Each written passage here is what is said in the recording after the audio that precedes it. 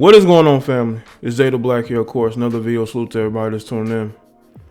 I want to talk about Meryl Streep and how she is speaking out against toxic masculinity. I guess somebody has to do it, right? Because this whole narrative of feminizing men and pushing narratives like we've seen with the Gillette commercials, they're actually doubling down from comments that I've seen recently by the people running Gillette. They want to push a narrative. They want to feminize men. They want to show men as, you know, either being predators or putting them in a position where they are more feminine, you know. And that's what we've seen in the media. We've seen it with TV. We've seen it with movies. Now, I want to restate my position with people who know me or people who may not know me, who are new to the channel. I speak out against these issues no matter what video topic I do. I don't like the fact that you have these social justice morons on social media crying, complaining, and whining about, you know, being offended every day. That's why I speak on culture. I think culture is the number one thing that needs to be discussed because they are influencing the youth. This is why you got young boys going around with, you know, different colors in their hair. You got grown men in the tightest jeans. They're going around with purses. Some of these guys, it wouldn't surprise me if they're wearing weave, you know, to put braids in their hair. It wouldn't surprise me at all. It wouldn't surprise me at all, you know, if these guys even is wearing makeup. I mean, it really wouldn't surprise me. Just the effeminate behavior, and we're seeing that effeminate behavior being drifted into whatever male hobbies are, whether it be in sports, gaming, you know. They're trying to control those particular spaces because men, we're very creative. You know, we're always looking to innovate. We're always on the move, and women want to keep up because they want to know what we're thinking and what we're doing. You know, they want to control us. Not all, but a lot of these women, even Meryl Streep, she was very liberal, but now she's speaking out. So according to the independent.co.uk, Meryl Streep has expressed her opposition to the term toxic masculinity, stating her view that the use of the expression can be harmful to boys. Let me just say this, though. I don't care how liberal these celebrities are, especially the women. These women don't want no weak man. I'm sorry. They don't find weak men attractive. There was a poll that said that the majority of liberal-minded women find misogynist men, aka what they would perceive as conservative men, attractive.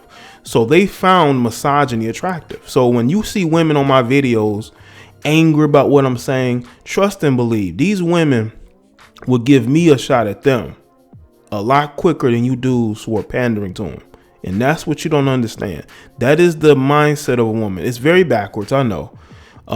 But that's just how the logic. That's why if I make a video speaking on men's issues, why are women in the chat room? Why are women in the comment section? You know, the actor, especially if they're upset, the actor made her comments while taking part in a Q&A for the upcoming second season of the acclaimed television show Little Big Liars, in which Streep is a new cast member. During the talk, which was hosted by Vanity Fair, Streep addressed the topic of toxic masculinity while discussing an anecdote about a male fan who had told Nicole Kidman that he enjoyed the show. The three-time Oscar winner explained that she dislikes the term because, in her opinion, all individuals can exhibit toxic behavior regardless of gender, which is very true because I've seen it. I've seen women really display toxic behavior towards each other, you know, towards men. I mean, how many stories do we see of women doing something destructive to herself, her children, or other people? We've seen this. I've made videos on female nature in this regard, you know, and we have to look at everything for what it is. The society is willing to give women a pass because they're using women to knock down any type of opposition to the blue pilling of society, you know, to the rainbowing of society.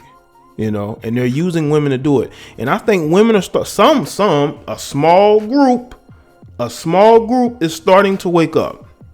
A small group is starting to wake up and realize they are being manipulated.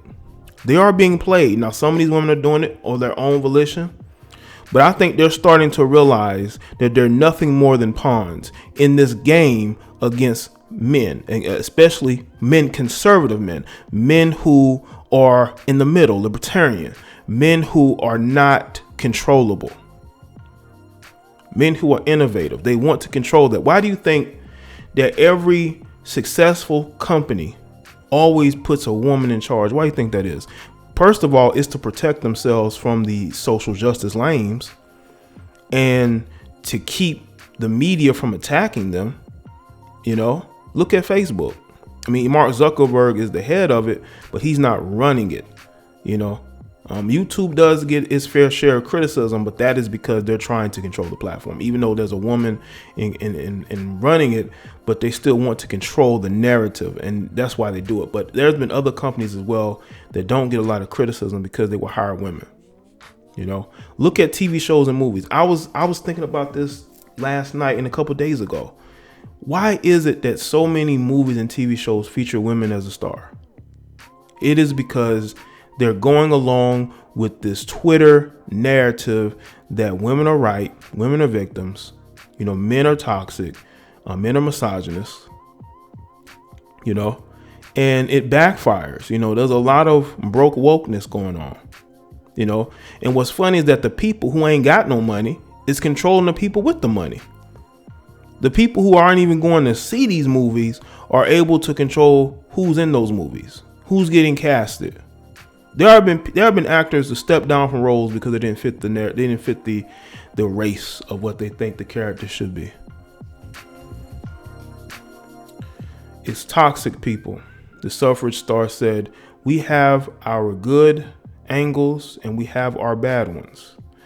Streep added that she thinks labels can be less helpful than direct communication when calling out detrimental behavior. "We're all on the boat together.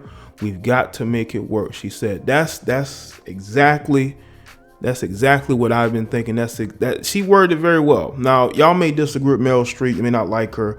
I'm not saying I like her. I'm not saying that, you know, she's conservative now, or she's leaving the hard far left in order to be more in the middle. I think she's just speaking common sense. It's common sense what she's saying. Trust me, she's a woman that does not want a weak man. She wants a man, you know, and she does not want a weak man. You know, it's all good being, you know, far left until you realize that the boyfriend that you're dating is a soy boy, and that's what you're choosing from.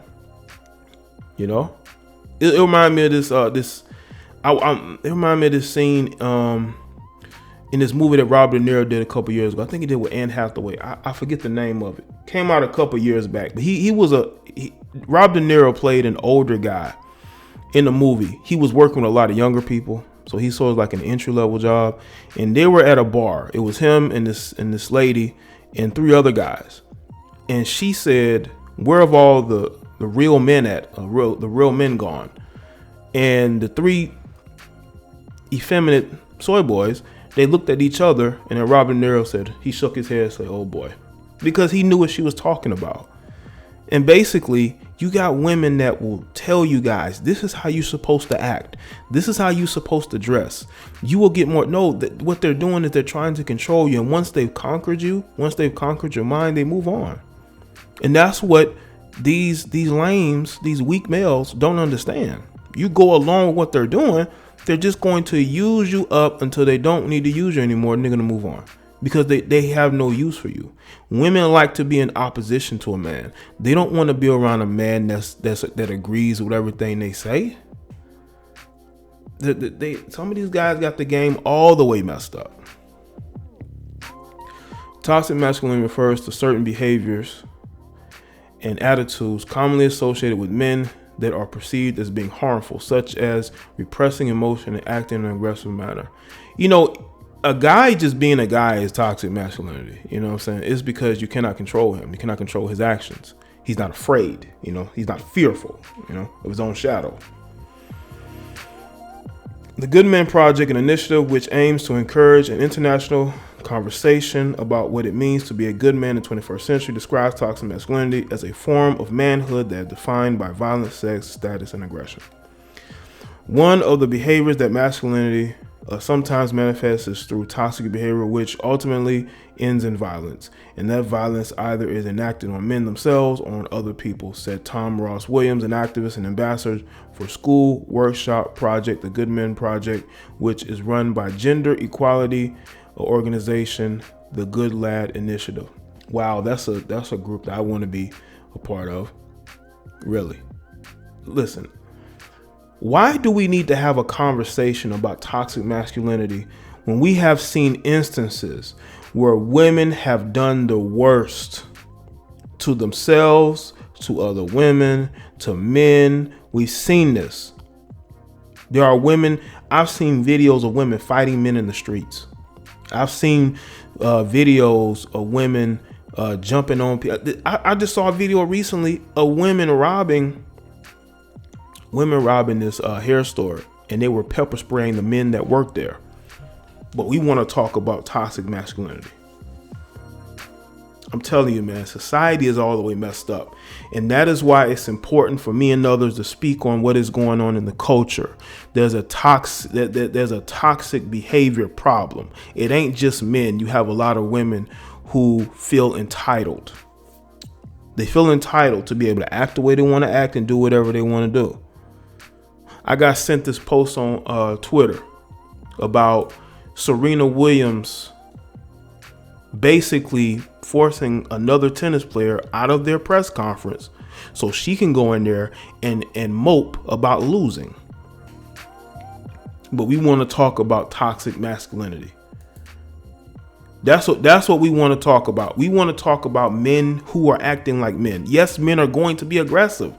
But I'll tell you this, though. Men aren't going to be aggressive 24 hours. They're not going to go out in public looking to be aggressive. To me, men only get aggressive when they are approached by other aggressive people.